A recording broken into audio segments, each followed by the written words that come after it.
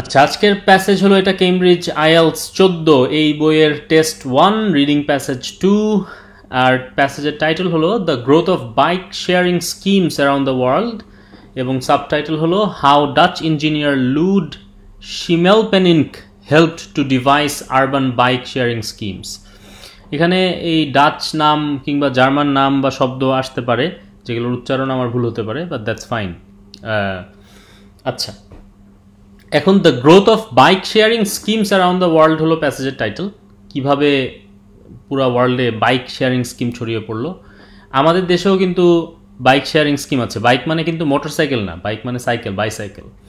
হ্যাঁ, তো এই জিনিসটা কিভাবে ছড়িয়ে পড়লো, এই ডাচ ইঞ্জিনিয়ার লুড শিমেলপেনিন কিভাবে এটা হেল্প করলেন, help to devise urban bike sharing schemes. এই যে ডিভাইস মানে আমরা বলেছিলাম যে কোনো নতুন শব্দ আসলে আমরা ইংলিশ টু ইংলিশ ডিকশনারি দেখব, কিন্তু খুব বেশি মুখস্থ রাখতে হবে, শব্দটা লিখে রাখতে হবে এরকম জরুরি না। কারণ আমার কথা হচ্ছে রিডিংটা প্রত্যেক দিন আমি প্র্যাকটিস করব, আর প্রত্যেক দিন প্র্যাকটিস করতে থাকলে অনেক শব্দ আসবে। আস্তে আস্তে শব্দগুলো যখন বারবার পড়া হবে তখন মাথার মধ্যে ঢুকবে এবং আমরা ওগুলো ব্যবহার করার চেষ্টা করব।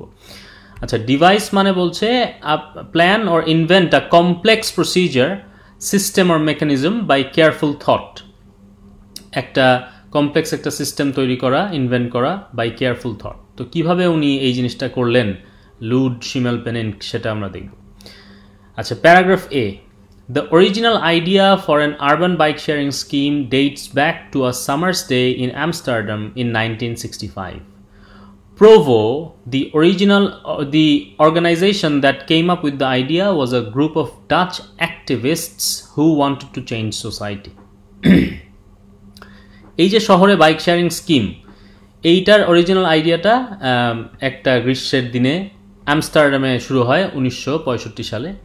প্রোভো একটা অর্গানাইজেশন, যেই অর্গানাইজেশন এই আইডিয়াটা নিয়ে আসে, তারা কারা? Was a group of Dutch activists who wanted to change society. তারা সমাজকে বদলাতে চাইছিলেন। They believed the scheme, which was known as the Witt-Fiertsen plan, was an answer to the perceived threats of air pollution and consumerism. They believed the scheme, which was known as the Witt-Fiertsen plan. এটা হলো ধরেন এটা Dutch বা German শব্দ white bike, এইটার plan আর কি, মানে সাদা বাইসাইকেল, এটার কোনো ওই ডাচ বা জার্মান শব্দ হতে পারে। সো তারা বিশ্বাস করতো যে এই যে উইট-ফিয়েটসেন প্ল্যান যেটা তারা করেছিল, সেটা was an answer to the perceived threats of air pollution and consumerism. In the centre of Amsterdam they painted a small number of used bikes white. তারা শহরের কেন্দ্রে কিছু ইউজড বাইক তারা সাদা রং করে দিল। They also distributed leaflets describing the dangers of cars and inviting people to use the white bikes. তারা বিভিন্ন লিফলেটও বিলি করলো, যাতে করে যেখানে গাড়ি এবং গাড়ির ভয়াবহতা সম্পর্কে যাতে মানুষজন অ্যাওয়্যার হয়, এবং inviting people to use the white bike, যেসব ইউজ বাইক তারা সাদা রং করে রেখে দিয়েছিল সেগুলো ব্যবহার করার জন্য ইনভাইট করতে থাকলো। The bikes were then left unlocked at various locations around the city to be used by anyone in need of transport. তখন করা হতো কি, এই বাইকগুলো ধরেন আমি এই বাইকটা দেখলাম রাস্তায়, এটা আনলকড অবস্থায় আছে, আমি এই বাইকটা নিয়ে এখান থেকে একটা জায়গায় গেলাম, গিয়ে আমি আবার ওইখানে বাইকটা রেখে দিলাম আনলকড অবস্থায়। পরবর্তী আরেকজন কেউ আসলো, এসে তার দরকার বাইকটা নিয়ে অন্য কোথাও যাওয়া, সে নিয়ে যাবে। এভাবে করে তারা এই আইডিয়াটা চালু করেছিল। তাহলে এটা মনে রাখেন, আমাদের এখানে বাইক শেয়ারিং স্কিমের আইডিয়া কবে অরিজিনেটেড হয় সেটা লেখা আছে 1965-এ, এবং কারা করে সেই অর্গানাইজেশনের নাম প্রোভো। তারা কারা? তারা হচ্ছে ওয়াজ a group of Dutch activists. তারা সমাজ বদলাতে চাইছিলেন। তারা এই প্ল্যানটার নাম দিয়েছিলেন উইট-ফিয়েটসেন প্ল্যান, মানে হোয়াইট বাইক প্ল্যান আর কি। তারা এয়ার পলিউশন এবং কনজিউমারিজম এগুলোর বিরুদ্ধে ফাইট করছিলেন। তারা ইউজড কিছু বাইক রাস্তায় ডিস্ট্রিবিউট করেছিলেন এবং লিফলেট ডিস্ট্রিবিউট করেছিলেন, যাতে করে গাড়ি ইউজের ভয়াবহতা সম্পর্কে মানুষ জানতে পারে এবং তারা তাদের বাইকগুলো ইউজ করে। তো আইডিয়াটা ছিল এরকম যে তারা বাইকগুলো আনলকড রেখে দিত ভেরিয়াস লোকেশনে, around the city to be used by anyone in need of transport. যাদের এই দরকার হয় তারা এই বাইকটা ইউজ করবে। আচ্ছা আচ্ছা, আমরা এখানে পড়তে পড়তে আজকে একটা কাজ করতে পারি, সেটা হলো আমরা একটা কোয়েশ্চেন টাইপ আছে এখানে। কোয়েশ্চেন টাইপটা হলো, আপনারা দেখতে পাচ্ছেন কিনা আমাকে একটু জানেন। মানে এটা যেহেতু একটু ছোট করে রাখা, সো স্ক্রিনে দেখা যায় কিনা।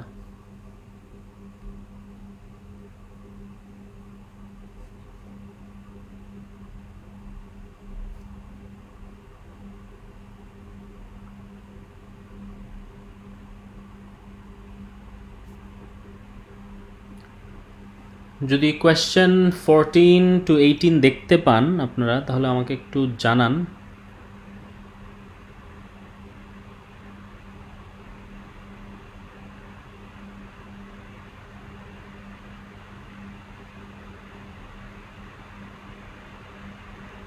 আর না হলে আমি একটু বড় করব বা কিছু একটা করব আর কি।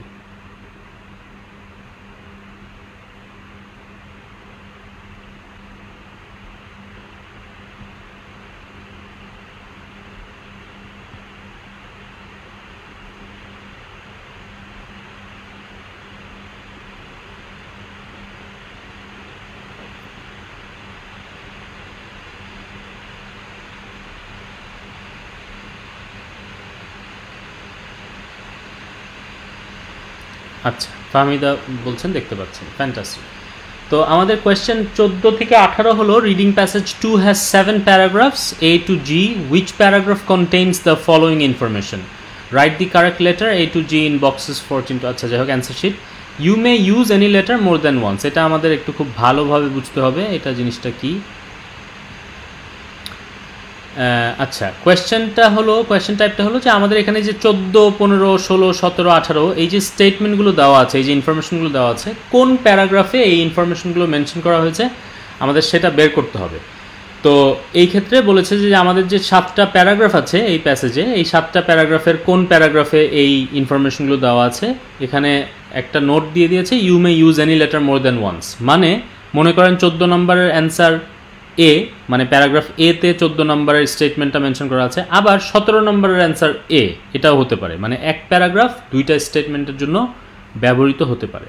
তো আমরা এই যে প্যারাগ্রাফ এটা কিছুক্ষণ আগে পড়লাম, যে এই বাইক শেয়ারিং স্কিমের আইডিয়া কোত্থেকে আসলো, কি হলো, কি করতে চাইলো তারা। তো এই প্যারাগ্রাফের কোনো ইনফরমেশন কোয়েশ্চেন 14, 15, 16, 17, 18 এগুলোর মধ্যে দেখতে পাচ্ছেন নাকি দেখেন তো। নাও থাকতে পারে, আমি আসলে কোয়েশ্চেনটা একটু উল্টা করে করছি।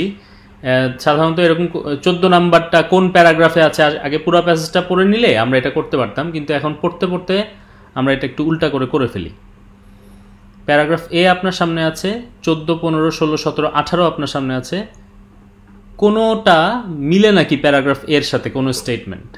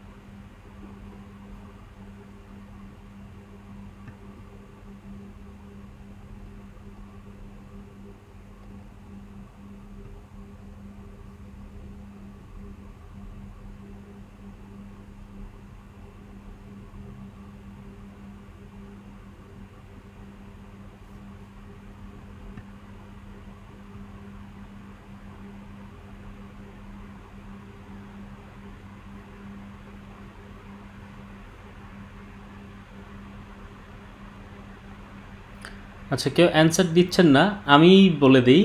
সেটা হলো যে এখানে দেখেন কোয়েশ্চেন নাম্বার 18তে স্টেটমেন্ট 18 বলেছে আর reference to the problems of bike sharing scheme was intended to solve. আর reference to the problems of bike sharing schemes was intended to solve. এই যে প্রবলেম, এই যে এয়ার পলিউশন এবং কনজিউমারিজমের যে প্রবলেমটা, তারা যেই পারসিভ থ্রেটস, এইটা ওয়াজ an answer to the perceive threats of air pollution consumerism. কোনটা? এই যে তাদের বাইক শেয়ারিং যে প্ল্যানটা। তাহলে এই 18 নাম্বার কোথায় আছে? আমাদের প্যারাগ্রাফ এ তে আছে।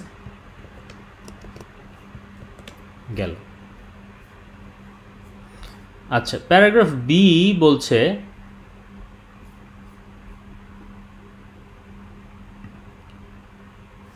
Lud Schimmelpenninck, a Dutch industrial engineer who still lives and cycles in Amsterdam, was heavily involved in the original scheme. এই যে লুড সাহেব, উনি একজন ইন্ডাস্ট্রিয়াল ইঞ্জিনিয়ার, উনি এখনও বেঁচে আছেন এবং এখনও উনি সাইকেল চালান অ্যামস্টারডামে। উনি এইটার যে অরিজিনাল স্কিমটা যেটা ছিল, ওই যে প্রোভো বাইক শেয়ারিং স্কিম, এটার সাথে হেভিলি ইনফ্লুয়েন্স ছিলেন, ইনভলভ ছিলেন। He recalls how the scheme succeeded in attracting a great deal of attention, particularly when it came to publicizing Provo's aims, but struggled to get off the ground. সে বলছে উনি মনে করছেন how the scheme succeeded in attracting a great deal of attention, particularly when it came to publicizing Provo's aim, but struggled to get off the ground. এই যে আইডিয়াটা, এই আইডিয়াটা খুব জনপ্রিয়তা লাভ করেছে, কিন্তু এটাকে বাস্তবায়ন করতে গিয়ে তাদের বেশ স্ট্রাগল করতে হয়েছে। কেন? The police were opposed to Provo's initiatives, and almost as soon as the white bikes were distributed around the city, they removed them. সমস্যা হয়ে গেল কি, যে পুলিশ আবার তাদের এই আইডিয়াটা পছন্দ করছিল না। যখনই এই হোয়াইট বাইকগুলো তারা শহরে ডিস্ট্রিবিউট করে রাখছিলেন, তখনই সাথে সাথে পুলিশ সেগুলোকে সরিয়ে ফেলত। However, for Schimmelpenninck and for bike sharing schemes in general, this was just the beginning. এই যে বাধা, এটা তো মাত্র শুরু ছিল। এখন তারপরে কি হয় আমরা দেখি। The first Whitty-Fiertsen plan was just a symbolic thing, he says. We painted a few bikes white, that was all. Things got more serious when I became a member of the Amsterdam City Council 2 years later. এই শিমেলপেনিং বলছেন যে এই যে আমরা বাইকগুলো distribute করতাম এবং police সরিয়ে দিত, এই যে ঝামেলা, এই যে ব্যাপার স্যাপার, এইটা জাস্ট দ্য বিগিনিং ছিল। এইটা সিরিয়াস হয়ে গেল। আমরা কয়েকটা মাত্র ইউজড বাইক সাদা রং করে শহরে ছড়িয়ে দিয়েছিলাম, এটাই ছিল প্রপোজ আইডিয়া। এভাবেই আমরা এয়ার পলিউশন এবং কনজিউমারিজম রোধ করতে চাচ্ছিলাম, একটা ছোট্ট আইডিয়া ছিল। কিন্তু এটা খুব সিরিয়াস হয়ে গেল যখন এই শিমেলপেনিং সাহেব, যিনি একজন ইন্ডাস্ট্রিয়াল ইঞ্জিনিয়ার, উনি অ্যামস্টারডাম সিটি কাউন্সিলের মেম্বার হয়ে গেলেন। তখন এটা খুব একটা সিরিয়াস ব্যাপারে দেখা দিল। আচ্ছা, এখন আমি আবারও আপনাদের যেটা বললাম যে আমরা আসলে পুরো প্যাসেজ পড়তে চাই, তারপরে অ্যান্সার করতে চাই, কিন্তু যেহেতু স্টুডেন্টদের নজর থাকে কোয়েশ্চেন অ্যান্সার করার দিকে বেশি, তো আমরা একটা কাজ করি। এই যে দেখেন শূন্যস্থান, দেখি আপনারা যারা দেখছেন, আমাদের প্যারাগ্রাফ এ এবং প্যারাগ্রাফ বি থেকে এই সামারি কমপ্লিশনটা এসছে। তো আপনি দেখেন তো প্যারাগ্রাফ এ পড়ার পরে প্যারাগ্রাফ এতে কোয়েশ্চেন নাম্বার 23, 24, 25, এমনকি 26, 23, 24, 25-এর অ্যান্সার আছে প্যারাগ্রাফ এতে, আর প্যারাগ্রাফ বিতে আছে 26-এর অ্যান্সার। সেটা 26-এর অ্যান্সার আমরা পরে যাব। আমরা 23, 24, 25-এর অ্যান্সার পাই কিনা দেখেন তো। একটা ওয়ার্ড, এটা হলো one word from the passage.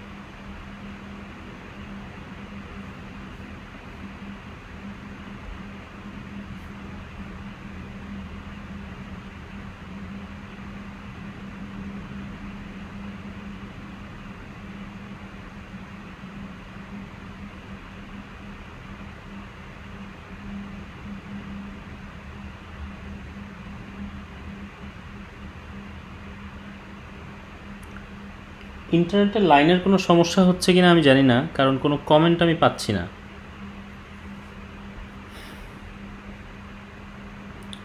ও, বলতে বলতেই ফাহমিদা কমেন্ট করে দিয়েছেন, absolutely right, 23 is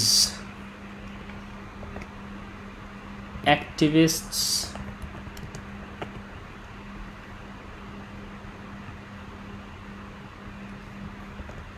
24 is consumerism,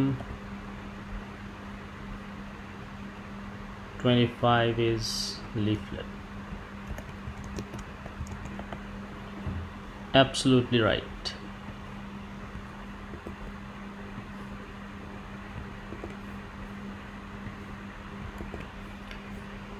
আচ্ছা, তাহলে প্যারাগ্রাফ বিতে ছিল আমাদের 26 নাম্বার অ্যান্সার। 26 নাম্বারের অ্যান্সারটা কি হবে?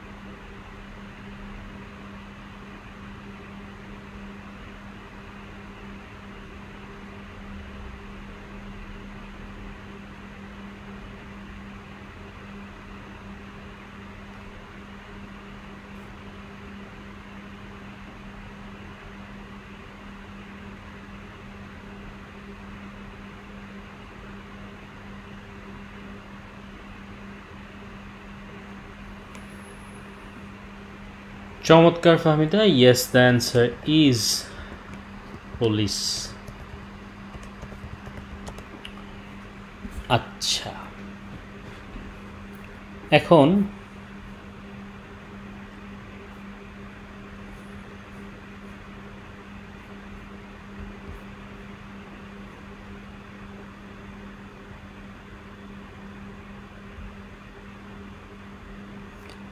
Paragraph C. প্যারাগ্রাফ সিতে বলছে শিমেল পেনিং, ওই যে সে কিন্তু হয়ে গেল, আমাদের কাউন্সিলের মেম্বার হয়ে গেল, আমস্টারডাম কাউন্সিলের, সিটি কাউন্সিলের মেম্বার হয়ে গেল। আচ্ছা, তারপর কি হলো? শিমেল paining seized this opportunity to present a more elaborate Wittgenstein plan to the city council.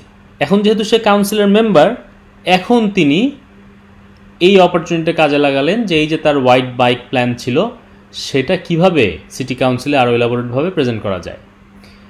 My idea was that the municipality of Amsterdam would distribute 10,000 white bikes over the city for everyone to use, he explains. তার idea কি ছিল যে 10,000 bike শহরে বিভিন্ন জায়গায় distribute করা হবে মানুষদের ইউজ করার জন্য. I made serious calculations. It turned out that a white bicycle per person per kilometer would cost the municipality only 10% of what it contributed to public transport per person per kilometer. মানে বলছে যে সে একদম খুবই seriously calculate করেছেন সব কিছু, কেন এই যে 10,000 বাইক যে তিনি কাউন্সিলে প্রেজেন্ট করবেন তার প্ল্যানটা, সেটা হচ্ছে উনি বললেন যে আমি হিসাব করে দেখেছি যে একটা white bicycle per person per kilometre যেই কস্টটা মিউনিসিপ্যালিটিকে ইনকার করে সেটা মাত্র 10% compare to a car. For example public transport, যে মিউনিসিপ্যালিটি তো পাবলিক ট্রান্সপোর্টও আছে, তো এই পাবলিক ট্রান্সপোর্টটার যে খরচ হয় সেটার 10 ভাগের 1 ভাগ খরচ হবে যদি এই সাইকেলগুলো মানুষের মধ্যে বিলি করা যায়. Nevertheless, the council unanimously rejected the plan. যাই হোক, কাউন্সিল মানে সর্বসম্মতভাবে এই প্ল্যান রিজেক্ট করে দিল, আমার প্ল্যান রিজেক্ট করে দিল. They said that the bike belongs to the past. They saw a glorious future for the car, says Shimalpenink, but he was not in the least discouraged. Councillor যারা reject করে দিল তার plan, তারা বলল যে এই বাইক একটা অতীতের জিনিস, গাড়ির একটা গ্লোরিয়াস ফিউচার তারা দেখতে পেত সামনে.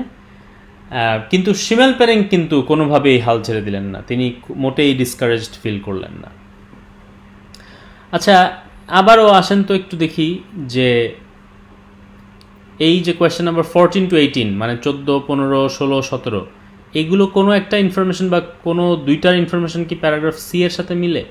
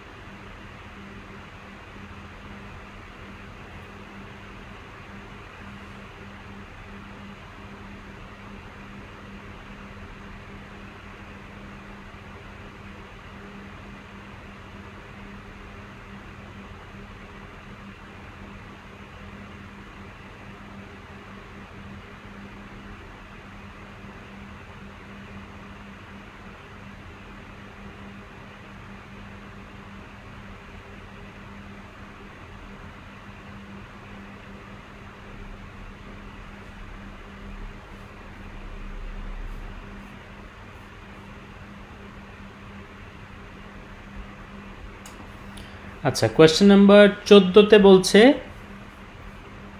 যে a description of how people misused a bike sharing scheme, না প্যারাগ্রাফ সিতে ধরনের কোনো কথা বলা নাই।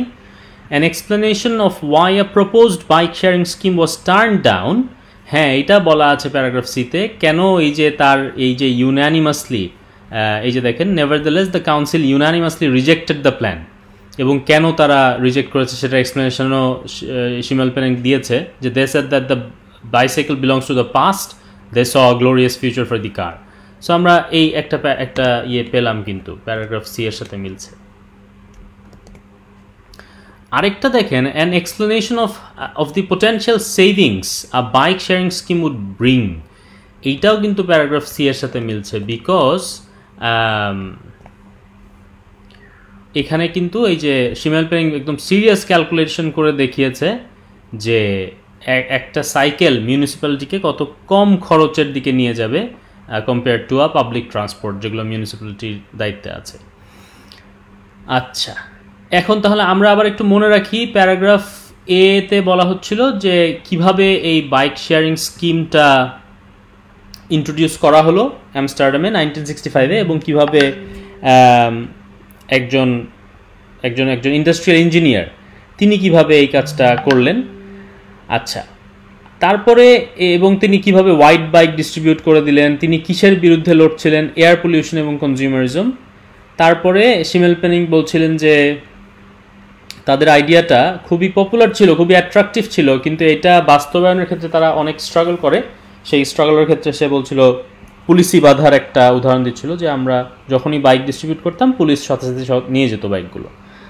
তারপরে এই ঘটনা ঘটলো যে শিমেল পেনিং একজন কাউন্সিলের, আমস্টারডাম সিটি কাউন্সিলের মেম্বার হয়ে গেলেন। তখন তিনি এই প্রস্তাব দিলেন যে 10,000 বাইক আমরা ডিস্ট্রিবিউট করব শহর জুড়ে, এবং সেটা কি লাভ হবে সেগুলো প্রস্তাব দিলেন, এবং কাউন্সিল সর্বসম্মতিক্রমে সেটাকে রিজেক্ট করে দিল। এখন প্যারাগ্রাফ ডিতে বলছে শিমেল পেনিং, কিন্তু এটাতে কিন্তু সে কোনোভাবে হয় নাই, মানে ডিসকারেজড হয় নাই। Never stopped believing in bike sharing, and in the mid-90s 2 Danes asked for his help to set up a system in Copenhagen.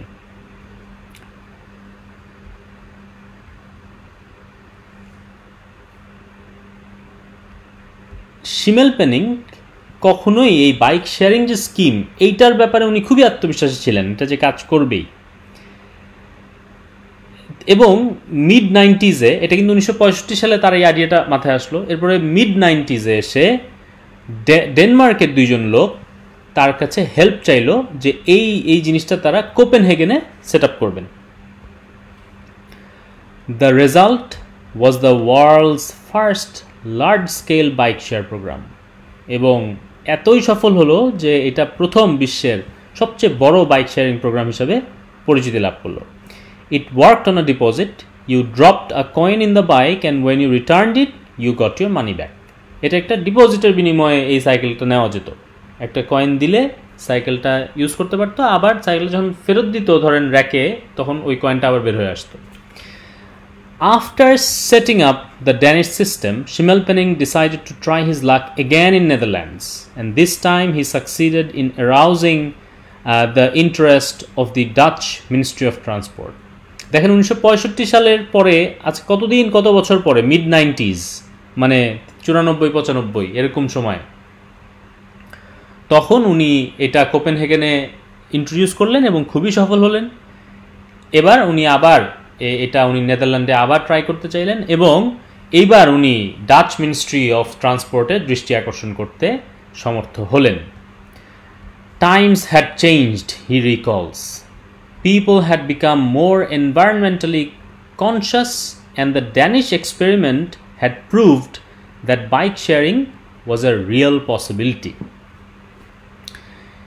এবং যেটা হলো যে সময় বদলে গেছে, এই এত বছর পরে সময়ে সরকার এগুলো বদলেছে, এবং people had become more environmentally conscious, তারাও মানুষও পরিবেশের ব্যাপারে সতর্ক হয়েছে, এবং Danish experiment had proved that bike sharing was a real possibility. ওই যে উনি কোপেনহেগেনে যে ট্রাই করেছিলেন, ওই এক্সপেরিমেন্টটা তাকে খুবই একটা শক্তি জুগিয়েছিল যে এটা আসলে একটা সম্ভাবনাময় একটা জিনিস। A new Wittfietzen plan was launched in 1999 in Amsterdam. এবার উনি আমস্টারডামে একটা নতুন হোয়াইট বাইক প্ল্যান চালু করলেন 1999 সালে। However, riding a white bike was no longer free. It cost 1 guilder per trip and payment was made with a chip card developed by the Dutch bank Postbank. কোপেনহেগেনে যেটা হয়েছিল, প্রথমে তো তার আইডিয়াটা ছিল একদম ফ্রি, যেখানে সেখানে সাইকেল রেখে দিবে, মানুষ যার দরকার সে নিয়ে যাবে, চালাবে, আবার রেখে দিবে। সুন্দর ইউটিউবে ভিডিও আছে, আপনারা দেখতে পারেন, অনেক আগের, প্রায় 40-50 বছর আগের ভিডিও আছে যে তার প্ল্যানটা কী ছিল, কী সুন্দর ছিল।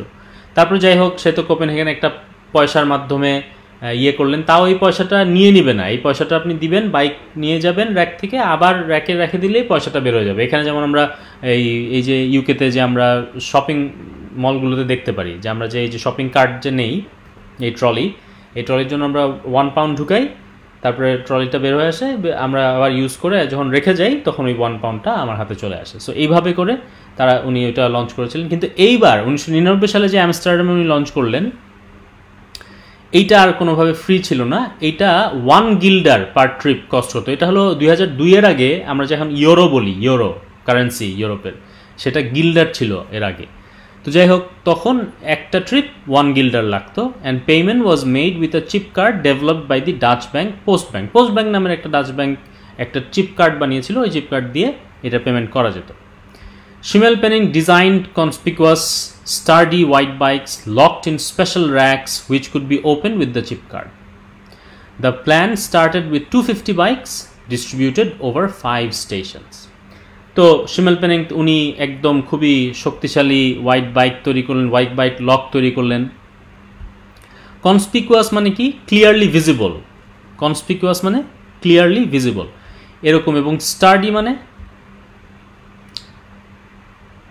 Strongly and solidly built, easily visible এবং স্ট্রংলি অ্যান্ড সলিডলি বিল্ট, এইরকম উনি হোয়াইট বাইক লক তৈরি করলেন ইন স্পেশাল র্যাকে যেখানে বাইকটা রাখা হবে, যেটা ওই চিপ কার্ড দিয়ে খোলা যাবে। The plan started with 250 bikes distributed over 5 stations. এটা মাত্র 250টা বাইক নিয়ে শুরু হলো আমস্টারডামে এবং 5টা স্টেশনে ডিস্ট্রিবিউট করা হলো। আচ্ছা, প্যারাগ্রাফ ইতে বলছে, Theo Molenaar, who was a system designer for the project, worked alongside Schimmelpenninck. এই মোলেনার উনি আরেকজন যিনি এই ডিজাইনার হিসেবে কাজ করেছেন এই সিস্টেমে, উনি Schimmelpenninck-এর পাশাপাশি কাজ করতেন। I remember when we were testing the bike racks, he announced that he had already designed better ones. But of course, we had to go through with the ones we had. The system, however, was prone to vandalism and theft. সমস্যা হয়ে গেল, এই vandalism মানে কি দেখেন, action involving deliberate destruction of or damage to public or private property. সমস্যা হয়ে গেল যে এই যে তারা র্যাক বানালেন, সাইকেলের জন্য লক বানালেন, সব কিছু হলো, তো এইটার ব্যাপারে সমস্যা হয়ে গেল যে এই সিস্টেমটা was prone to vandalism and theft, মানে ধরেন এই র্যাকটা কেউ ভেঙে ফেললো বা চুরি হয়ে গেল সাইকেলগুলো, এরকম একটা সমস্যা হচ্ছিল। After every weekend there would always be a couple of bike missing. এই যে 250টা বাইক তারা 5টা স্টেশনে ডিস্ট্রিবিউট করেছিল, দেখা যেত প্রত্যেক উইকেন্ডেই 2-4টা বাইক নাই, চুরি হয়ে গেছে। Molenaar says, I really have no idea what people did with them. আমি আমার কিছুই বুঝতে পারি না কেন মানুষ এগুলো চুরি করে, because they could instantly be recognised as white bikes. কারণ বাইকগুলো একদম পুরো সাদা রং করা ছিল, সো এটা খুবই আলাদা করে চেনা যায়। সো মানুষ এগুলো নিয়ে যে কী করে সে বুঝতে পারে না। But the biggest blow came when Postbank decided to abolish the chip card because it wasn't profitable. সমস্যা তো এই ভ্যান্ডালিজম থেফট তো ছিলই একটা মাথার উপর সমস্যা, এই মরার উপরে খাড়ার ঘা যেটা আমরা বলি, সেই হিসাবে একটা ব্যাপার হলো যে পোস্ট ব্যাংক ওই যে চিপ কার্ডটা ডিজাইন করেছিল, যে চিপ কার্ড দিয়ে ওরা সাইকেলটা বের করতে পারতো ওখান থেকে, এই পোস্ট ব্যাংক বললো যে না, আমাদের এই প্রজেক্ট প্রফিটেবল হচ্ছে না, আমরা এই চিপ কার্ড আর বানাবো না, আমরা বন্ধ করে দিলাম। That chip card was pivotal to the system, Molenaar says. ওই চিপ কার্ডটা কিন্তু খুবই মানে মূল ছিল আর কি, মানে সেন্ট্রাল একটা আইডিয়া ছিল। চিপ কার্ড ছাড়া তো আপনি খুলতেই পারবেন না সাইকেল। এই পিভোটাল মানে দেখেন, pivotal of crucial importance in relation to the development of or success of something else. Pivotal হচ্ছে এই যে আমার এই প্রজেক্টটা যে চালু থাকবে, সাকসেসফুল হবে, এটার সবচেয়ে জরুরি একটা ক্রুশাল উপাদান ছিল হলো ওই chip card. To continue the project, we would have needed to set up another system, but the business partner had lost interest. তো আমরা আরেকটা কোনো একটা সিস্টেম যে চালু করব, এখানের মধ্যে কোনো উপায় ছিল না, কারণ বিজনেস পার্টনার যে ছিল সে আসলে আর আগ্রহ হারিয়ে ফেলেছিল। তো এই ছিল আমার এই প্যারাগ্রাফ ABC। তো আমরা দুই একবার দেখেছি। প্যারাগ্রাফ ডিতে বলা হচ্ছে যে যখন কাউন্সিলের ওরা সব রিজেক্ট করে দিল, তখন ডেনমার্কে গিয়ে, কোপেনহেগেনে গিয়ে শিমেলপেনেং ট্রাই করলেন এবং রেজাল্ট খুবই ভালো ছিল ওখানে, এবং এটা ওয়ার্ল্ডের first large scale bike share program হিসাবে ওটা চালু ছিল। তারপরে উনি অনেক বছর পরে এই মিড 90s এসে উনি ডাচ মিনিস্ট্রি অফ ট্রান্সপোর্টের দৃষ্টি আকর্ষণ করতে সমর্থন হলেন। উনি ওনার যে নেদারল্যান্ডে যে আইডিয়াটা শুরু করেছিলেন, উনি সেখানে 1999 সালে আমস্টারডামে আবারও উনি হোয়াইট বাইক প্ল্যান চালু করলেন, যেটা কিনা একটা চিপ কার্ড দিয়ে খোলা যেত। তো তারপরে যেটা হলো, সমস্যা হয়ে গেল যে ভ্যান্ডালিজম এবং থেফটের একটা ব্যাপার ছিল, এবং এর উপরে আরও একটা সমস্যা হয়ে গেছিলো যে পোস্ট ব্যাংক বলছে যে আমরা আর কার্ডের এই চিপ কার্ড বানাবো না, বিকজ এটা প্রফিটেবল না। আচ্ছা, এইবার Schimmelpenninck was disappointed, but characteristically not for long. শিমেলপেনেংকে আমরা দেখেছি যে সে তার বাইক শেয়ারিং আইডিয়ার ব্যাপারে খুবই মজবুত এবং সে সহজে হতাশ হয় না। তো সে বলেছিল এবার এত কিছুর পরে, এত বছর পরে, সেই 1965-তে তার মাথায় আইডিয়া এসছে, 1999 শেষে এই যে অবস্থা, এতে সে একটু হতাশ হয়েছে, কিন্তু তার যে চারিত্রিক যে বৈশিষ্ট্য, সে সহজে হতাশ হয় না, এই জন্য বলেছে not for long.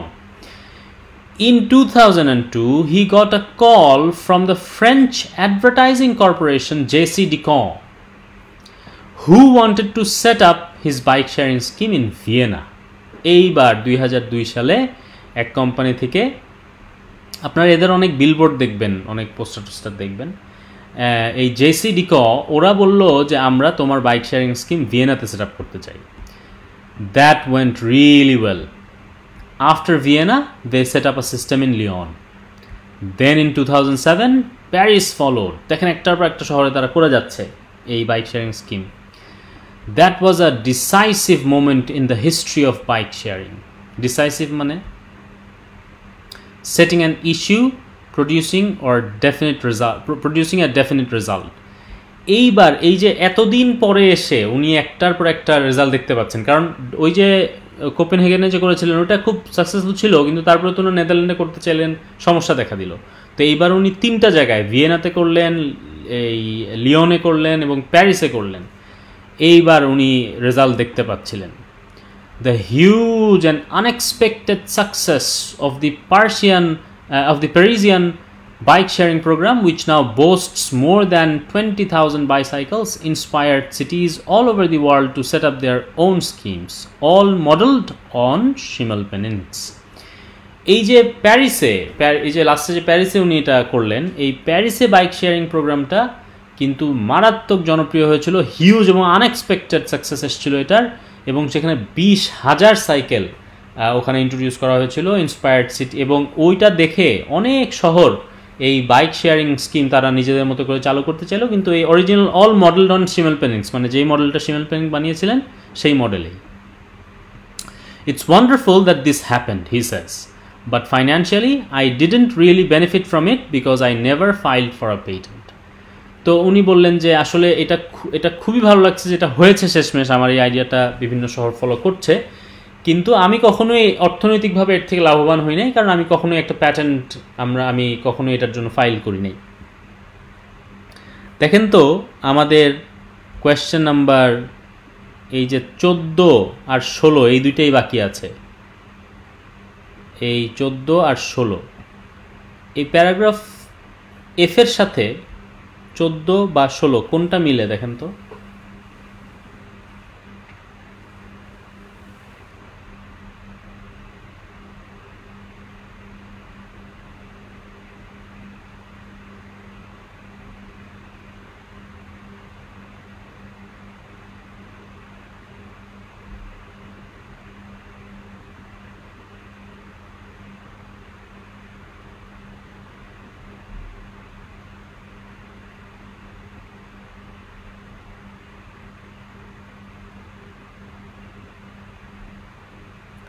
Paragraph F যেটা আমরা পড়লাম এটার সাথে 14 বা 16 কোনটা মিলে?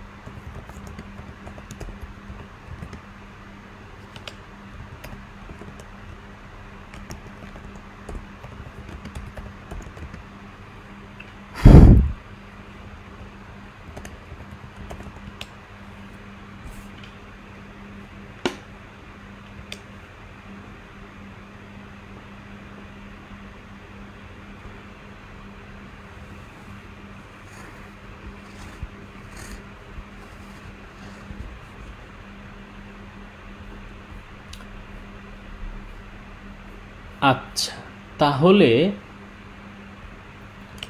দেখেন 14 নাকি 16 কোনটা মিলে? দেখেন 16 নাম্বারটা মিলে, যে আর reference to a person being unable to profit their work. উনি এখান থেকে কোনো প্রফিট নিতেন না, শিমেল পেনিন। এটা আরেকটা জিনিস দেখেন 14 নাম্বারও কিন্তু আমরা পেয়ে গেছি, আর description of how people misused a bike sharing scheme. এটা কিন্তু এই যে এর আগে একটা ছিল না, ওই যে ভ্যান্ডালিজমের কথা বলছিল এবং থেফটের কথা বলছিল। এই যে মানুষজনকে একটা বাইক শেয়ারিং স্কিম সুন্দর একটা জিনিস দেওয়া হলো, তারা এটার মধ্যে একদম যা তা করে শেষ করলো। তাহলে আমরা একটু প্যারাগ্রাফ ই পেয়ে গেলাম, তাই না? আচ্ছা, তাহলে উনি এটা বললেন। এরপরে আমাদের লাস্ট প্যারাগ্রাফ জি, ওখানে বলছেন যে in Amsterdam today 38% of all trips are made by bike, and along with Copenhagen it is regarded as one of the two most cycle friendly capitals in the world. But the city never got another Wittfietzen plan.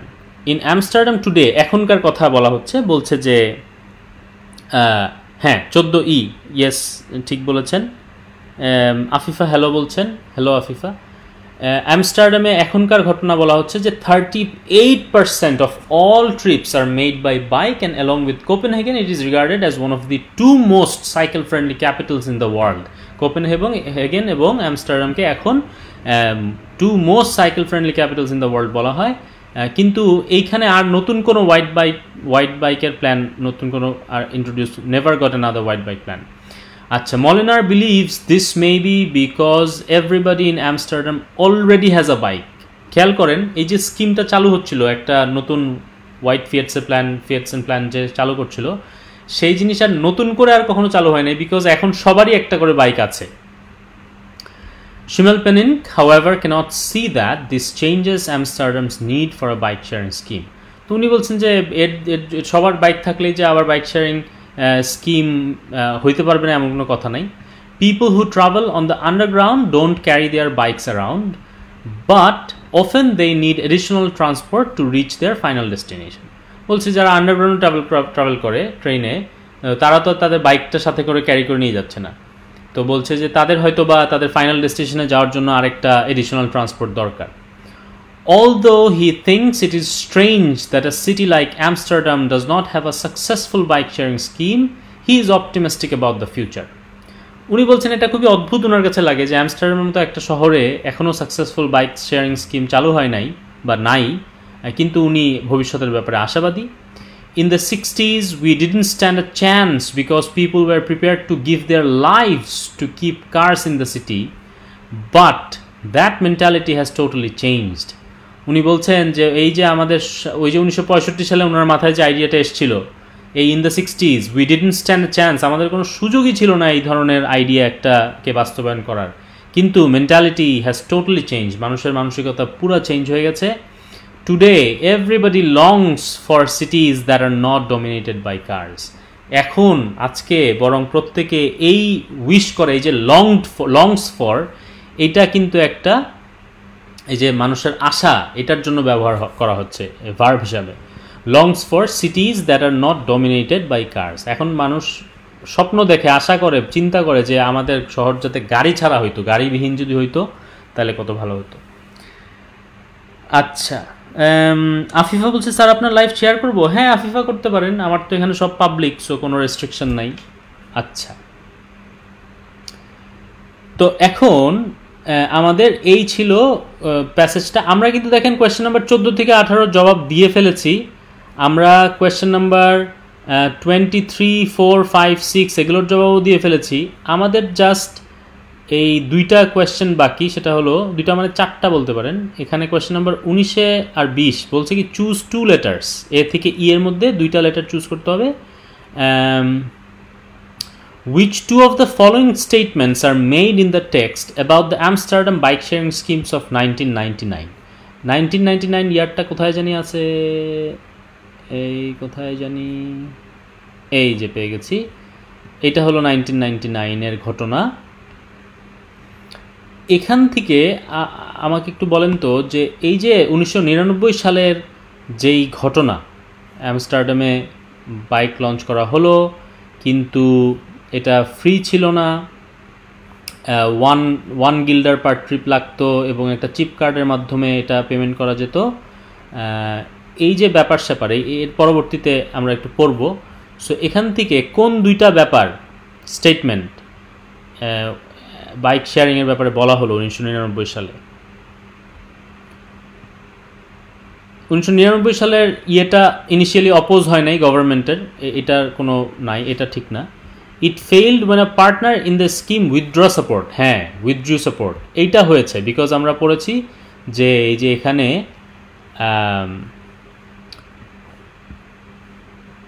biggest blow came when Postbank decided to abolish the chip card because it wasn't profitable. তো এখানে একটা সমস্যা ছিল, তো তাহলে B হবে, এটা ঠিক আছে, এটা কারেক্ট। আরেকটা হলো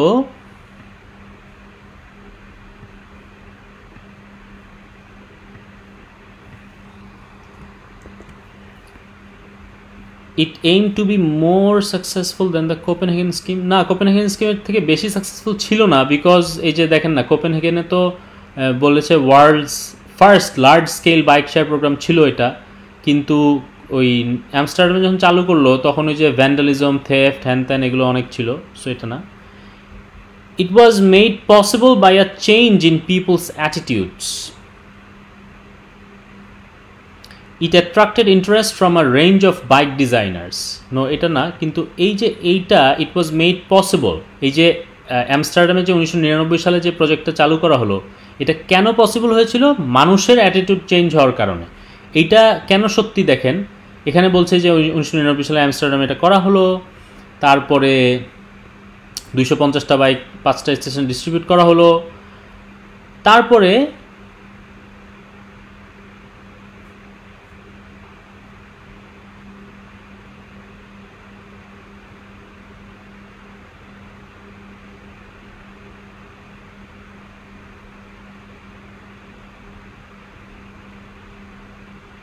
कोई पीपल्स एटीट्यूड नहीं, कोई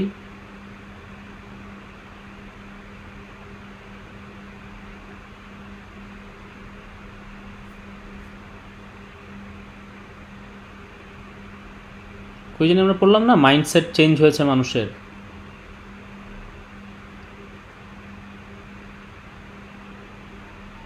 এই যে মেন্টালিটি মানুষের চেঞ্জ হয়েছে, যে কারণে এই আমস্টারডামে এটা পসিবল হয়েছিল। আচ্ছা, আর কোয়েশ্চেন আর মাত্রই দুইটা বাকি, সেখানে একটাতে বলছে যে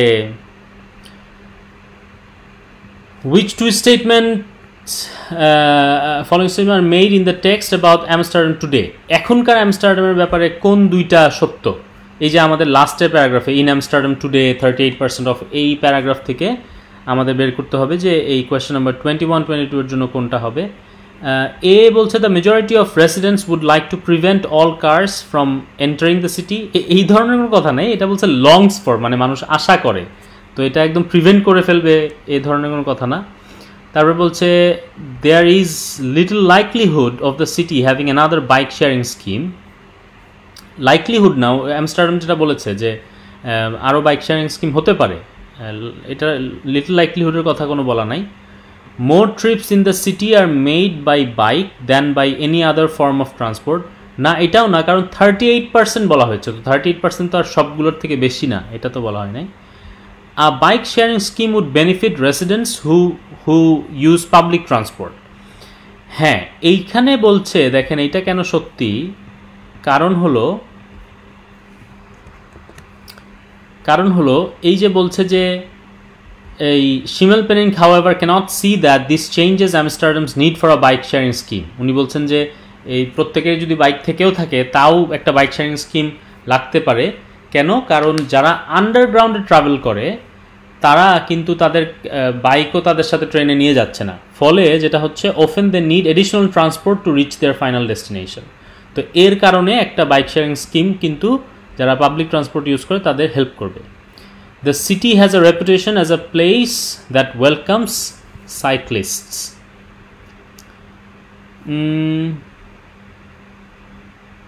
হ্যাঁ, অবশ্যই, এটা তো অবশ্যই সত্যি, কারণ হলো যে ওই যে আমরা বললাম যে today everyone longs for cities that are not dominated by cars, মানে এখানে সাইক্লিস্টদের মানুষ তারা ওয়েলকাম করছে অবশ্যই।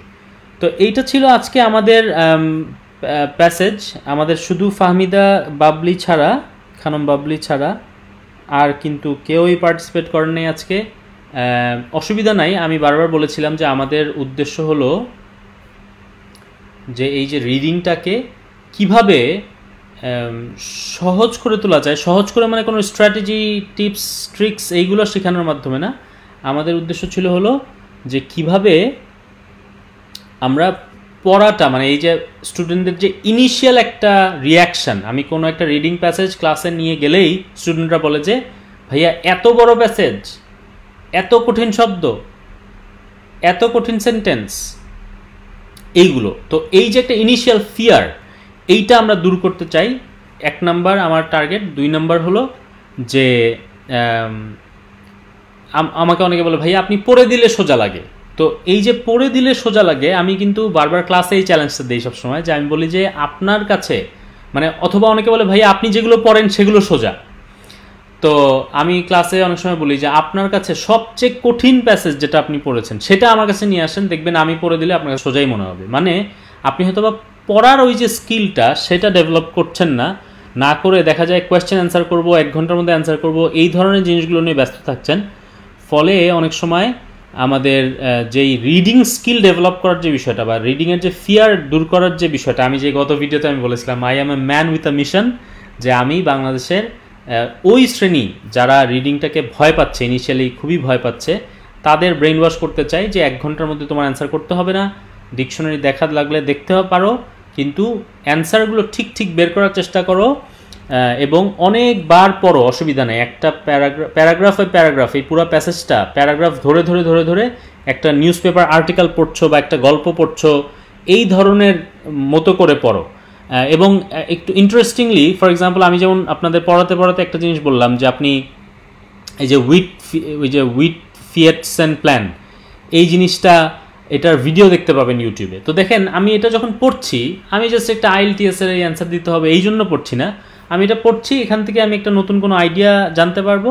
এবং সবচেয়ে বড় কথা হলো যে এই যে যেমন ধরেন এই উইট ফিয়েটসেন প্ল্যান, এটা যখন আমি ইউটিউবে সার্চ দিলাম, আমি ইউটিউবে একটা ভিডিও পেয়ে গেলাম, এটা দেখলাম সুন্দর করে। তো এটা দেখলাম, তারপরে শিমেল পেনিংকে সেগুলো দেখলাম। তো এই যে কিছু দেখলাম, জানলাম, মানে আমার পড়াটা একটা ইন্টারেস্টিং ব্যাপার হলো।